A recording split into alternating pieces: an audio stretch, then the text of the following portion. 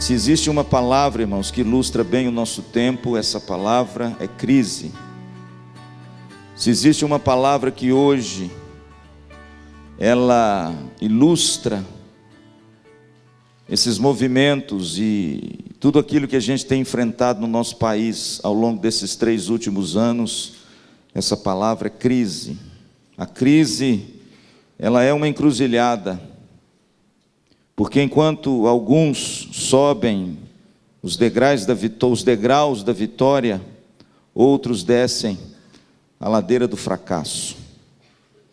Enquanto uns são tomados de medo, de angústia, de preocupações, outros são tomados de coragem, de determinação e fé.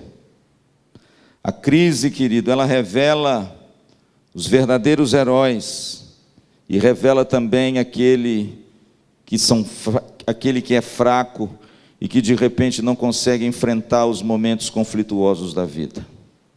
A crise, querido, na crise uns triunfam e os outros fracassam. A crise é um tempo de oportunidade. Enquanto alguns diante da crise sucumbem, enquanto uns diante da crise sepultam os seus sonhos, outros diante da crise veem a porta da esperança. A crise, querido, ela assola bons e maus. A crise bate na porta de crentes e incrédulos. A crise, quando ela bate na sua porta, ela ou nos desorienta ou nos enche de coragem para a gente vencê-la. O texto que eu quero ler com os irmãos é um texto em que um homem viveu num período de crise terrível. Qual o nome desse homem? Isaac.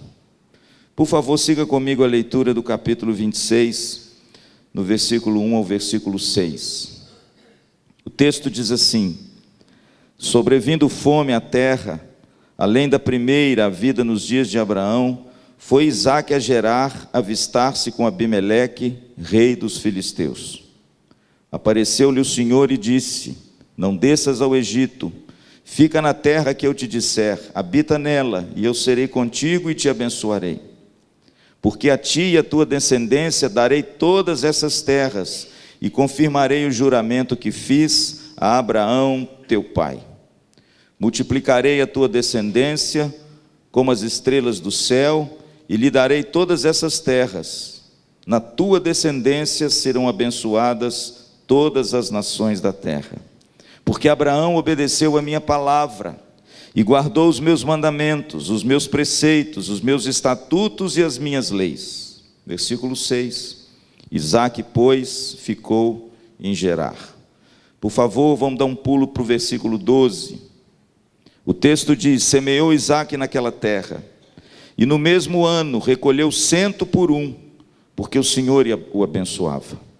Enriqueceu-se o homem, prosperou, ficou riquíssimo, possuía ovelhas e bois e grande número de servos, de maneira que os filisteus lhe tinham inveja, e por isso lhe entulharam todos os poços que os servos de seu pai haviam cavado, nos dias de Abraão, enchendo-os de terra. Disse Abimeleque a Isaque: aparta-te de nós, porque já és muito mais poderoso do que nós. Então Isaque saiu dali e se acampou no vale do Gerar, onde habitou. Versículo 18. E tornou Isaque a abrir os poços que se cavaram nos dias de Abraão, seu pai, porque os filisteus os haviam entulhado depois da morte de Abraão, e lhes deu os mesmos nomes que o seu pai lhes havia posto. Cavaram os servos de Isaque no vale e acharam um poço de água nascente. Mas os pastores de Gerar contenderam com os pastores de Isaque, dizendo: esta água é nossa. Por isso chamou o poço de Ezeque, porque contenderam com ele. Então cavaram outro poço, e também por causa desse contenderam. Por isso recebeu o nome de Sitna. Partindo dali, cavou ainda um outro poço, e como esse não contenderam, chamou-lhe Reobote, e disse: porque agora nos deu lugar o Senhor, e prosperaremos na terra. Amém, meus irmãos? Isaque viveu num período de crise. A Bíblia diz, irmãos, que Isaac não viveu num período de crise de combustível. Ele viveu num período de crise de fome, versículo de número 1. A Bíblia diz, irmãos, que sobreveio uma fome muito grande àquela terra, e fome por causa da seca.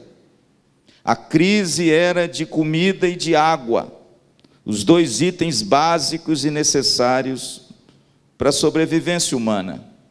A Bíblia diz que Isaac, irmãos, viveu uma crise tremenda, mas o texto nos ensina nessa noite que Isaac não sucumbiu à crise. Isaac não desceu a ladeira do fracasso. Isaac não ficou atemorizado por causa da crise. Isaac não ficou despovoado de esperança por causa da crise. Isaac não deixou que a crise o submergisse. Pelo contrário, a Bíblia diz que Isaac prosperou na crise. A Bíblia diz que Isaac triunfou na crise. A Bíblia diz, irmãos, que Isaac subiu no pódio da vitória durante a crise. Pastor, o que Isaac realizou que nos ensina nessa noite como triunfar na hora da crise? Como transformar a crise em triunfo? Porque, como eu disse no início, a crise é uma encruzilhada. Ou nós tomamos uma postura para vencermos a crise, ou nós sucumbimos a ela e nos prostramos e somos alvos dessa derrota que a crise nos impõe. Hoje nós vivemos um país em crise. Crise na educação, crise na saúde, crise na família, crise nos casamentos, crise nas instituições, crise financeira, crise nos relacionamentos, crise na liderança. Isaac, querido, ele nos ensina nessa noite a não sucumbirmos diante da crise, mas acima de tudo, como triunfarmos sobre a crise. Como transformarmos, irmãos, a crise que nos sobrevém e sobrevém a todos nós. Como transformar a crise em triunfo e, de repente, através da crise, nós subirmos no pódio ainda mais alto da vitória que o Senhor nos concede. Preste atenção naquilo que eu vou te dizer nessa noite. Em primeiro lugar, quando eu olho para esse texto, irmãos, nós entendemos, nós descobrimos aqui que, em primeiro lugar, nós transformamos a crise em triunfo quando seguimos a orientação de Deus em vez de fugir. Nós triunfamos sobre a crise quando nós seguimos aquilo que Deus nos orienta, ao invés de nós tentarmos fugir. Olha o que diz o versículo 2. O texto diz: apareceu-lhe o Senhor e disse: não desças ao Egito. Isaac, irmãos, foi tentado a fugir. Isaac foi tentado a buscar uma solução mais fácil, mais rápida. Isaac, querido, foi tentado a descer para o Egito, porque o Egito tinha o quê? Tinha comida, tinha água, tinha riqueza, tinha fartura, tinha abundância. A Bíblia diz, irmãos, que sobreveio uma fome na terra além da primeira, e esse além no original não significa depois da primeira, não, significa muito mais grave do que aquela que aconteceu nos dias de seu pai Abraão. E a Bíblia diz, irmãos, que quando a crise se avizinhou a Isaac, a primeira solução que Isaac pensou foi fugir para o Egito, onde tinha de repente abundância para ele e para sua família. Quando a crise chega, irmãos, a gente muitas vezes é tentado a buscar caminhos mais fáceis, a buscar soluções mais rápidas. E Isaac não foi diferente. Muitas vezes nós queremos tomar soluções e empreender soluções mais fáceis quando a crise bate na nossa porta. Eu quero lembrar você que existiam alguns personagens da Bíblia que tomaram essa posição e depois se deram muito mal. Você quer ver um deles que eu estou lembrando aqui agora? Elimeleque. A Bíblia diz que nos dias que os juízes julgavam a terra, teve fome em Belém. E você conhece o livro de Ruth. A Bíblia diz que Elimeleque, por causa da fome, tomou a sua esposa e os seus 2 filhos e levou-os à terra de Moabe. Belém significa casa do pão. Olha que ironia, faltou pão na casa do pão.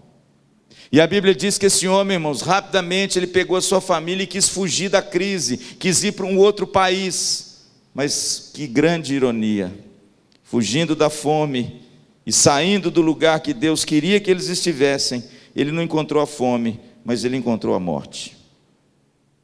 A Bíblia diz que morreu o pai da família, o chefe da casa, mas para a tragédia se consumar, morreu também os seus 2 filhos, ficando a mulher viúva e sozinha. A gente vê, irmãos, alguns personagens na Bíblia que quando a crise chega, ele também tem esse caminho mais fácil da fuga. O próprio pai de Isaque, em Gênesis 13, a Bíblia diz que quando a fome sobreveio à terra, ele pegou Sara e foi para onde? E lá no Egito, irmãos, quase que a tragédia se consuma, quase que Faraó toma Sara e possui a Sara para ser sua mulher. Foi preciso Deus intervir e dizer assim: Abraão, eu não te quero no Egito, eu te quero na terra que eu prometi dar a você como herança. E Abraão voltou à terra. E engraçado, Isaque quis fazer a mesma coisa.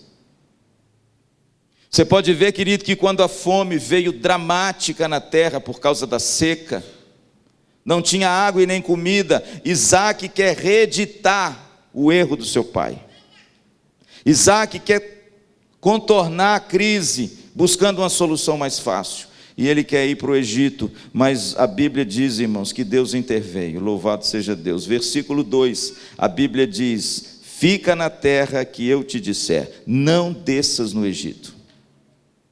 Deus então, irmãos, intervém na vida de Isaque, e quando Isaque quis fugir por causa da crise, Deus diz para Isaque assim: Isaque, meu filho, não fuja, fique aqui. Sabe por quê? E no versículo 3 ele redita de novo a promessa que ele fez ao seu pai: habita nessa terra, eu serei contigo, eu vou te dar toda a descendência, eu fiz um juramento a teu pai Abraão, eu multiplicarei a tua descendência, você será uma bênção a todas as nações, mas fica na terra. Deus deu uma ordem para esse moço, ele tinha uma promessa para Isaque, mas a promessa de Isaque, irmãos, se cumpriria se ele permanecesse na terra. Em outras palavras, sabe o que Deus está dizendo para Isaque? Isaque, a crise está forte, mas fique tranquilo, eu serei contigo, e você será vitorioso nessa crise. Não fuja, permaneça onde você está, não corra dos problemas, enfrente os problemas. Tem muita gente, irmãos, que quando a crise chega em casa, na família, no trabalho, em algum espaço da nossa vida, a primeira coisa que às vezes a gente tenta fazer é fugir.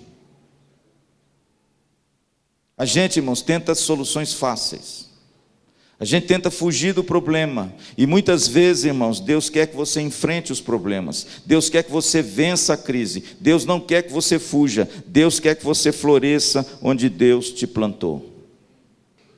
E se você quiser transformar a crise em triunfo, não viva à mercê das circunstâncias, mas viva à mercê da promessa que Deus tem para você.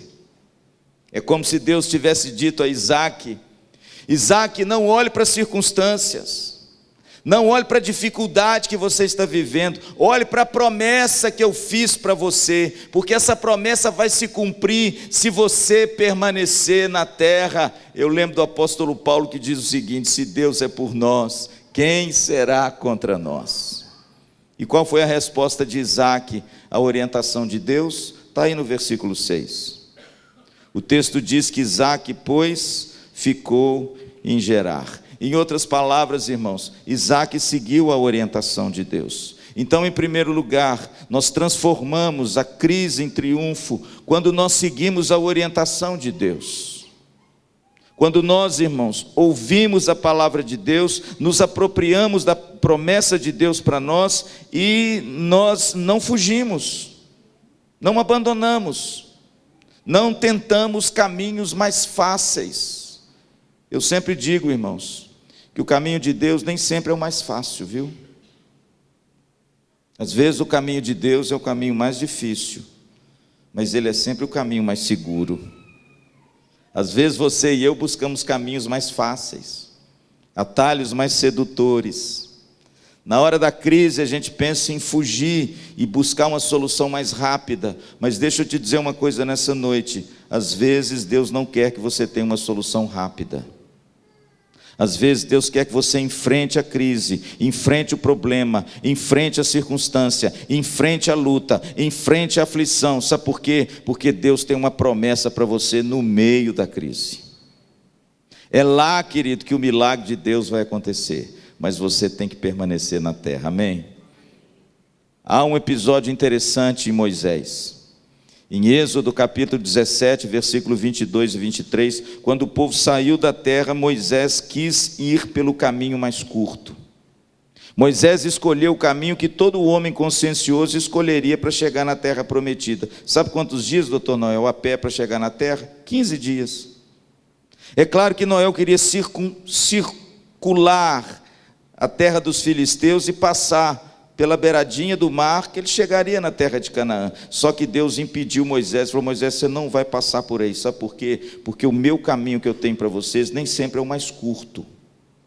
Ele vai ser um caminho mais longo. Ele vai ser um caminho mais difícil. Ele vai ser um caminho mais pedregoso, mas eu estarei com vocês nesse caminho. Eu não sei, querido, se você entrou aqui nessa noite vivendo uma crise. Eu não sei se você entrou aqui nessa noite vivendo uma crise conjugal. E talvez você esteja pensando em fugir. Hoje está muito na moda: eu vou deixar você. Talvez, querido, você esteja aqui nessa noite, está vivendo uma crise no seu trabalho. Eu vou largar esse trabalho. Eu não estou aguentando mais esse homem, pastor. Eu não estou aguentando mais essa mulher, pastor.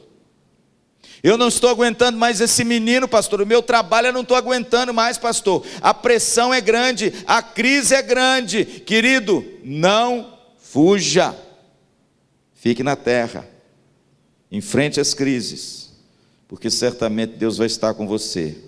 E você vai transformar essa crise em triunfo para a glória de Deus, amém? Sabe o que Deus falou para Moisés? Moisés, não escolha esse caminho, sabe por quê? Porque ele é o caminho mais curto, mas não é o caminho que eu tenho para você. Eu quero que você vá por um caminho muito mais longo, mas é nesse caminho que eu vou tratar de você, cuidar de você, mudar o seu coração e andar com você de dia e de noite. Portanto, meu amado, para a gente transformar a crise em triunfo, a gente não pode buscar atalhos sedutores, não busque a fuga, mas siga a orientação de Deus, obedeça a palavra de Deus, frutifique aonde você está plantado, amém? Olha o que aconteceu agora no versículo 12, a Bíblia diz que Isaac permanece na terra de Gerar, e esse versículo 12, irmãos, me anima demais, porque o texto diz que Isaac semeou naquela terra, e no mesmo ano recolheu 100 por 1, porque o Senhor o abençoava. Pastor, que terra é essa que ele semeou? É só você voltar lá no versículo 1. Era aquela terra, irmão, seca, sem água.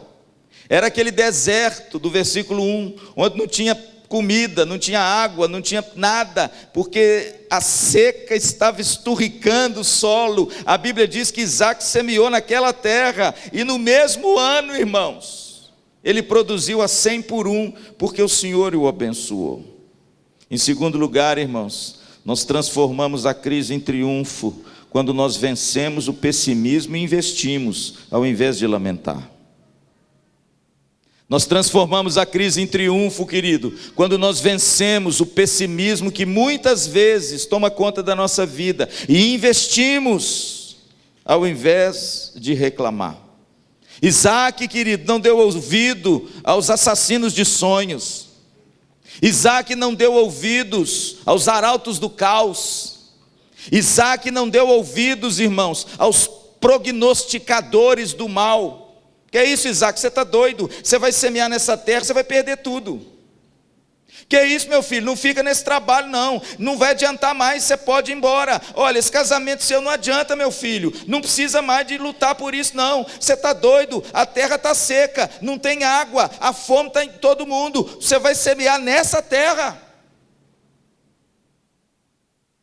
Os pessimistas de plantão, irmãos, certamente chegam perto da gente para, numa hora como essa, nos colocar mais para baixo ainda, colocar de repente a nossa fé tão pequena, Mas de repente, irmãos, esse homem, a Bíblia diz que ele ouve a orientação de Deus, e ele semeia nessa terra, e a Bíblia diz, irmãos, que Isaac arregaça as mangas, e trabalha e investe nessa terra, e o milagre aconteceu.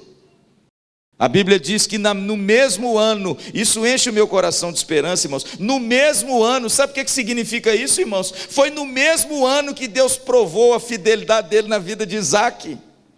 A Bíblia diz que ele semeou naquela terra, e a terra produziu a 100 por 1. Isso é muito bonito, irmãos, sabe por quê? Porque existe um ditado, existe também um provérbio, um aforismo no Velho Testamento, de 30 por 1, 60 por 1 e 100 por 1.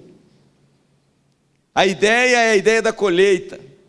Quando você semeia e colhe a 30 por 1, você colhe uma colheita normal. Agora, quando você semeia e colhe a 60 por 1, você colhe uma colheita, como diz o pastor Jeremias, exponencial. É aquela colheita, irmãos, que você planta um saco de milho e a sua produção dobra, e você vê e fica assim, meu Deus, que bênção, a minha colheita produziu muito, mas existe a 100 por 1. O interessante é que Jesus edita isso na parábola do semeador. Jesus fala que a semente ia cair em 4 tipos de solos: um solo duro, um solo entre os espinhos, um solo rochoso e um solo fértil. E no solo fértil, ele ia produzir a 30, a 60 e a 100 por 1. Pastor, o que é o 100 por 1? O 100 por 1, irmãos, é aquilo que nem eu nem você pode fazer. O 100 por 1 é aquilo que eu faço com a força do meu braço, mas o milagre vem das mãos do Senhor. E se você olhar para o seu texto, você vai ver que o texto não está dizendo que Isaac não colheu 30 por 1. A Bíblia também não diz que Isaac colheu 60 por 1. Mas a Bíblia diz que Isaac semeou naquela terra seca e árida e colheu o quê? A 100 por 1. Sabe por quê? O exemplo está aí e a explicação está no versículo 12. Porque o Senhor o abençoou. Querido, eu não sei, você talvez entrou aqui nessa noite dizendo assim: pastor, está tudo acabado. E eu quero dizer para você que não está. Não está. A Bíblia diz que Isaac semeou naquela terra, irmãos, e no mesmo ano ele colheu a 100 por 1. Deixa eu te fazer uma pergunta nessa noite: qual é a sua terra? É o casamento? Ah, pastor, o meu casamento é um deserto, meu casamento é uma sequidão. Faça como Isaac, semeie na sua terra. Ah, pastor, o senhor não conhece a minha família é um deserto, minha família é um lugar árido. É, querido, não desista da sua família, semeia na sua família. Qual é a sua terra, querido? Sua terra são seus filhos? Ah, pastor, você não conhece os meus filhos, são meninos difíceis, eu já fiz de tudo, eu não consigo mais. Qual é a sua terra? Semeia na sua terra. Isaac semeou naquela terra. Qual é a sua terra? A sua igreja? Tem gente, irmãos, que tem muita facilidade de falar mal da igreja. Qualquer coisinha que vê de errado na igreja, critica a igreja. Qualquer coisinha que vê de repente fora do padrão que ele predispõe de uma igreja, começa a falar mal da igreja. E de repente trata a igreja como se a igreja fosse um deserto árido. Qual é o seu deserto? Qual é a sua terra? É a sua igreja? Querido, semeie na sua igreja. Qual é a sua terra? A Bíblia diz que Isaac semeou naquela terra. Que terra, pastor? A terra seca, a terra árida.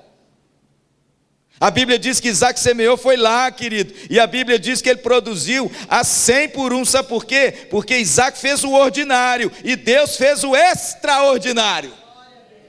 Agora deixa eu te dizer uma coisa nessa noite: Deus não abençoa preguiçoso não, viu?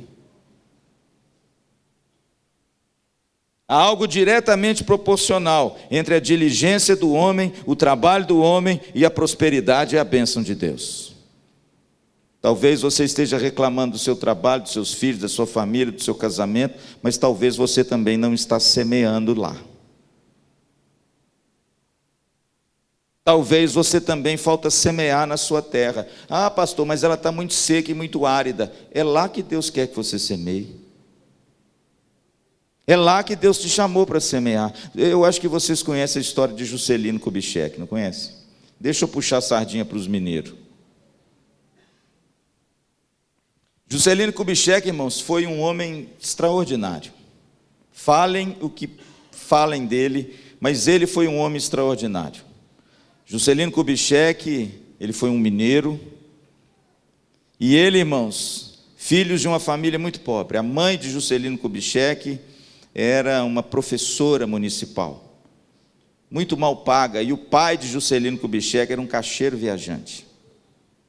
Juscelino Kubitschek tinha um sonho, irmãos, de fazer medicina. E ele então sai do interior de Minas e vai para Belo Horizonte sozinho, e se matricula e faz o vestibular e passa no vestibular de medicina, na UFMG. Mas ele era tão pobre, irmãos, mas tão pobre, que ele não tinha dinheiro para pagar o seu sustento, porque apesar da faculdade, da universidade ser paga, ele tinha que se sustentar. Então sabe o que ele fazia? Ele trabalhava nas horas vagas de engraxate, e ele estudava medicina na UFMG, e ele não tinha nenhuma cadeira na casa dele para estudar. A cadeira na casa dele, onde ele estudava, era um caixote de tomate, que ele pegou lá no Ceasa. A mesa que ele estudava, irmãos, era uma tábua em cima de caixotes, que ele ia no Ceasa e usava como móveis na casa dele. Pois esse moço, irmãos, formou em medicina. E aí ele fez cirurgia, foi um cirurgião. Fez especialização na França e na Alemanha. E ele voltou para o Brasil, irmão, cirurgião de renome. Aí sabe o que ele fez? Entrou para a política, foi deputado federal 2 vezes. Prefeito de Belo Horizonte. Governador de Minas 2 vezes e presidente da República por 2 mandatos. Quando ele foi presidente da República, irmãos, esse homem teve um sonho. A capital federal era no Rio de Janeiro. E ele então teve um sonho de construir uma grande cidade, que fosse uma cidade vultosa e que desse vulto ao grande país que é o nosso país, o Brasil, do qual ele amava muito. E ele então, irmãos, arregimenta um exército de homens e começa a falar, começa a pregar, começa a proclamar, começa a buscar apoiadores e companheiros para um sonho dele. Quando Juscelino disse que ele queria construir uma cidade no meio do deserto, irmãos. Eu não sei se você já fez uma viagem ao Cerrado brasileiro. O Cerrado brasileiro, irmãos, é um deserto, árvores retorcidas, a terra esturricada, e esse homem disse que queria construir a capital federal, no deserto do Brasil. Esse homem é louco. E de repente, irmãos, Juscelino Kubitschek começou a regimentar suas forças, e ele se cercou de 2 homens valorosos e maravilhosos, Lúcio Costa e Oscar Niemeyer. E de repente, irmãos, na planilha desses 2 homens, eles arquitetaram e esboçaram o plano piloto daquela que seria uma das mais lindas capitais de todo o mundo, Brasília. E aí de repente, querido, ele começou a angariar os recursos, e as obras começaram, e os arautos do caos, e os assassinos de sonhos, e os prognosticadores do mal falaram: você não vai conseguir, isso é um absurdo, você não vai para frente nesse projeto. Irmãos, deixa eu te dizer uma coisa, no dia 21 de abril de 1960, 4 anos antes de eu nascer, ele corta a faixa, e ele então descerra a fita, e ele inaugura Brasília, a linda e bela cidade, que saiu de uma prancheta de um arquiteto, mas saiu de um coração incendiado de um homem. Não desista dos seus sonhos. Tem muita gente, querido, que quando a crise bate na porta se encolhe. Mas deixa eu te dizer uma coisa, a Bíblia diz que Isaac transformou a crise em triunfo. Sabe por quê? Primeiro, porque ele venceu o pessimismo. E mais ainda, irmãos, ele não só venceu o pessimismo, mas ele investiu ao invés de reclamar e murmurar. E a Bíblia diz, irmãos, que esse homem morreu assassinado. Dizem as más línguas que eles mexeram no carro de Juscelino Kubitschek, e nas estradas sinuosas de Minas Gerais, numa daquelas curvas, o carro perdeu o freio, perdeu tudo, e de repente morre o nosso presidente. Mas não morreu o sonho, querido. Isaac fez o ordinário, e ele colheu de Deus o extraordinário, amém? Isaac, querido, semeou na terra. Talvez seja a hora de você parar de reclamar e começar a trabalhar com afinco. Quem sabe não chegou a hora de você arregaçar as mangas e começar a trabalhar e semear no seu deserto. Eu não sei qual é. Quem sabe chegou a hora, querido, de você jogar fora a túnica do pessimismo e se cingir com essa fé maravilhosa, saber que Deus pode fazer de você alguém que muda a história de muita gente. Amém, queridos? Transformamos a crise em triunfo quando nós vencemos o pessimismo, irmãos, e investimos em vez de reclamar. Em último lugar, aconteceu uma coisa muito bonita com esse homem. A Bíblia diz no versículo 18, depois que ele colhe uma colheita espetacular, o milagre de Deus acontece na vida dele. No versículo de número 13, antes eu quero ler com vocês, o texto diz que enriqueceu o homem, prosperou, ficou riquíssimo. Veja, irmãos, que esse homem prospera no meio de uma crise tremenda. Veja que a bênção de Deus, irmãos, como diz a Bíblia, ela enriquece e com ela não traz desgosto. A Bíblia diz que esse homem tinha muitos bois, ovelhas, ficou riquíssimo, ao ponto, irmãos, do rei Abimeleque dizer para ele: meu filho, você tem que ir embora porque a terra não comporta, a minha é você. E a Bíblia diz, irmãos, no verso 18, que existiam naqueles lugares poços, e esses poços foram entulhados no tempo do seu pai Abraão, porque naquele tempo, irmãos, o bem mais precioso que um homem tinha era a água. E eles entulharam os poços de seu pai Abraão. E a Bíblia diz no verso 18, que tornou Isaque a abrir os poços que se cavaram nos dias de Abraão seu pai, porque os filisteus os haviam entulhado e depois da morte de Abraão, e lhes deu os mesmos nomes que seu pai havia posto. E além dos poços que Abraão tinha cavado, que ele desentulhou, a Bíblia diz que Isaque cavou novos poços. Pastor, o que significa isso? Significa, querido, que em último lugar, nós transformamos a crise em triunfo, quando nós buscamos velhas e novas possibilidades, em vez de nos acomodar. Transformamos a crise em triunfo, quando nós buscamos velhas e novas possibilidades, em vez de nos acomodar. Isaque, querido, podia dizer o seguinte: olha, está tudo bem, eu vou fazer o seguinte, primeiro, eu vou desentulhar os poços que vocês entulharam do meu pai Abraão. E a Bíblia diz, irmãos, no versículo 18, que Isaque reabriu os poços antigos do seu pai. Isaque queria água. Isaque aprendeu com a experiência de seu pai Abraão que eles precisavam de água e precisavam cavar os poços para buscar a água viva, a água profunda que brotava do ventre da rocha e da terra. A Bíblia diz que em primeiro lugar ele reabriu esses poços, mas quando ele reabre os poços, irmãos, Isaque tem uma surpresa. O que, pastor? Eles entulharam os poços. A Bíblia diz que eles jogaram pedras nos poços, que eram poços que Abraão, seu pai, tinha cavado. Aí no versículo 18, sabe o que o texto diz? Que Isaque retirou os entulhos dos poços para que brotasse de novo a água. Veja, querido, que esse homem faz um negócio interessante. Esse homem busca coisas velhas. Esse homem não despreza a experiência dos mais velhos. Deixa eu te dizer uma coisa nessa noite: nem tudo que é velho é ruim, viu?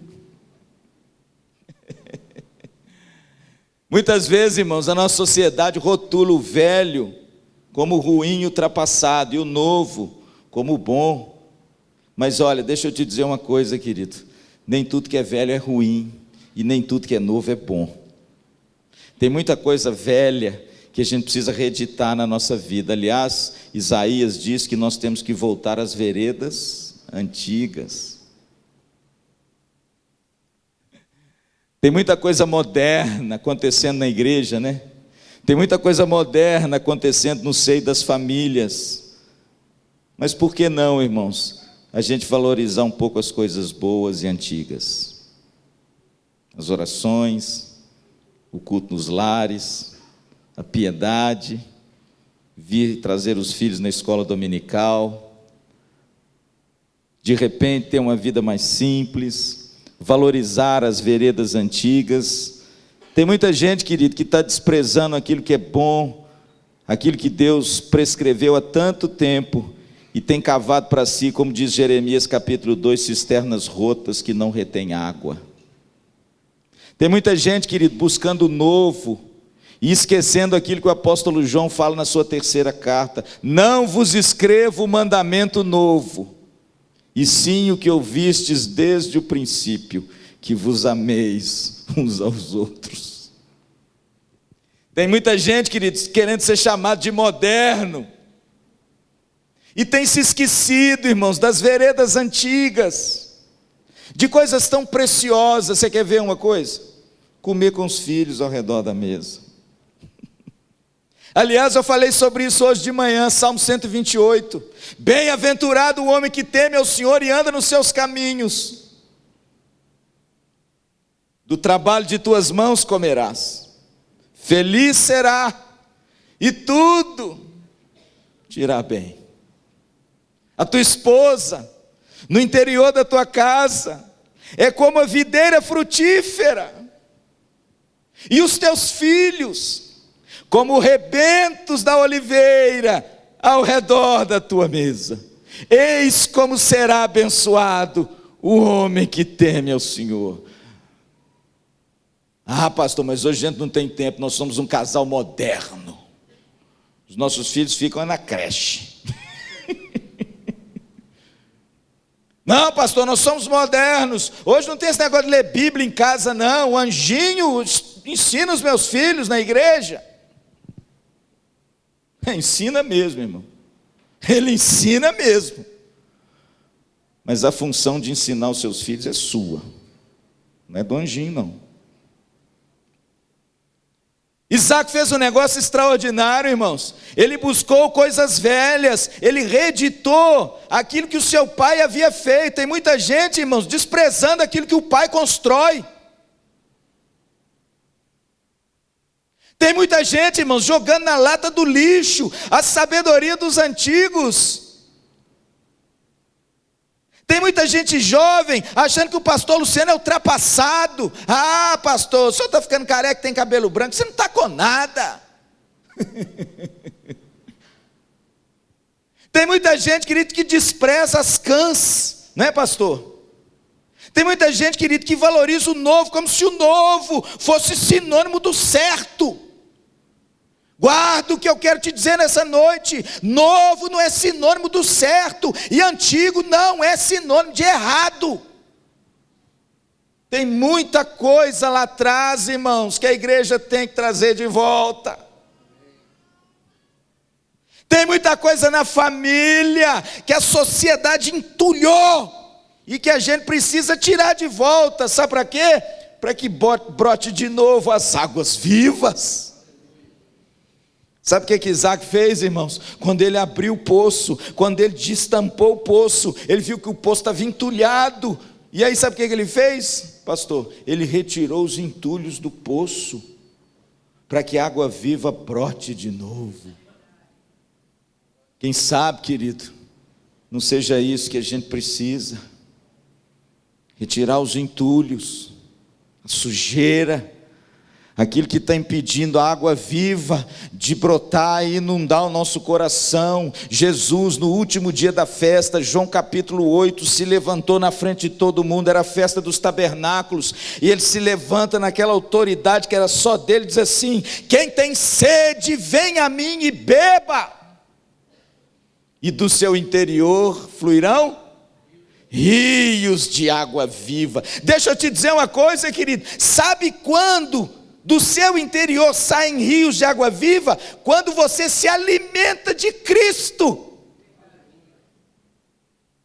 Do contrário, não sai água, sai sujeira.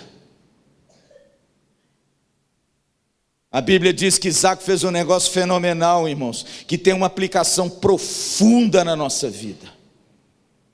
Isaac buscou as coisas velhas, reeditou a sabedoria do passado, ouviu o que Abraão, seu pai, realizou, valorizou o trabalho daquele homem, não dispensou o trabalho do pai, valorizou o trabalho do pai, mas ele retirou também os entulhos que tinham naqueles poços, porque ele queria de volta a água viva.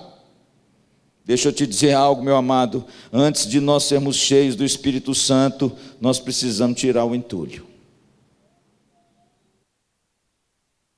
O entulho da vida dupla,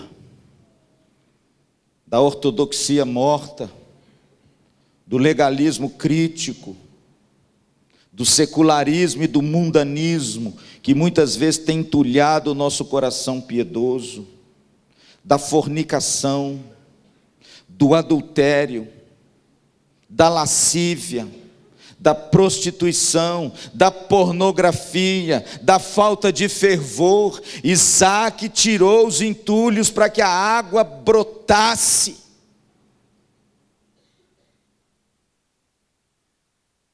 A Bíblia diz que Isaac abriu novos poços.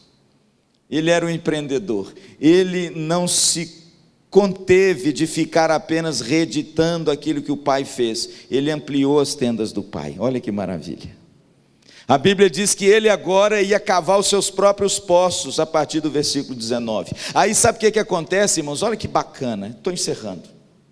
A Bíblia diz que quando ele desentulha o poço do pai, ele cava um poço agora para ele. E a Bíblia diz que eles contenderam com ele, ele entregou o poço, falou: pode ficar.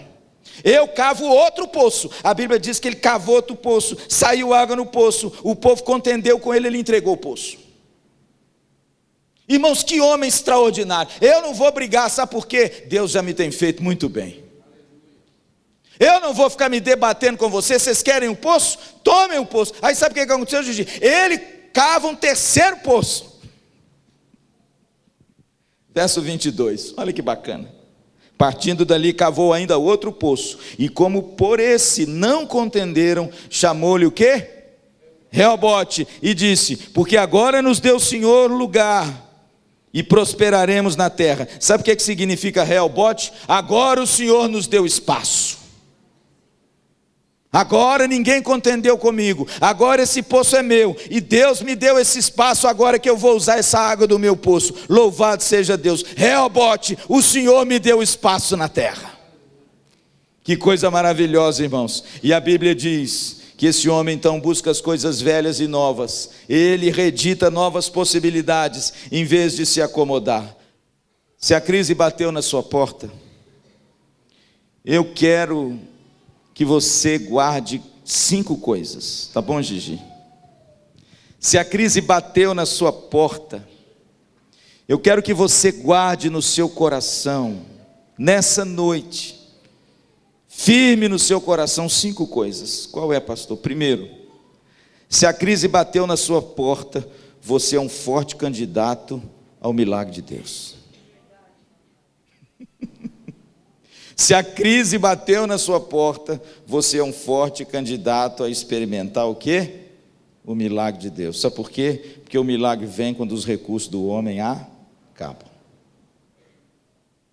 Segundo, se a crise bateu na sua porta, siga a direção de Deus, não fuja dela. Amém? Em frente, não tenha medo. Siga a orientação que Deus tem te dado e não fuja, porque apesar de ser um caminho mais fácil, pode ser um caminho sem Cristo e um caminho de tormenta. Se a crise bateu na sua porta, terceiro, semeie, invista no seu deserto. Pare de reclamar, pare de se lamentar. Pare, querido, de ficar achando que nada vai dar certo. Você lembra daquele desenho animado antigo, que tinha um Hard? Você lembra do Hard? Uma hiena. Era do tempo do pastor Luciano. Você lembra do Hard? O Hard era uma hiena, ou hiena pessimista, aquela desgraça.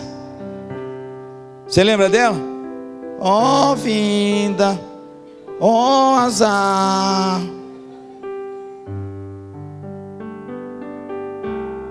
Jogue fora a síndrome do Hard.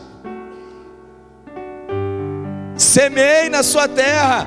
Ah, pastor, mas está um deserto. Semeie. Sabe por quê, querido? Porque o milagre vai acontecer. Quarto lugar, guarde nessa noite: Se o deserto bate na sua porta, tire os entulhos. Tire os entulhos. Sabe por quê? Porque se você retirar os entulhos, as fontes da graça vão jorrar de novo. A alegria vai voltar nos seus lábios. O fervor vai tomar conta do seu coração. O amor por Jesus e pelas coisas de Deus vai retomar lugar na sua vida. Tire os entulhos.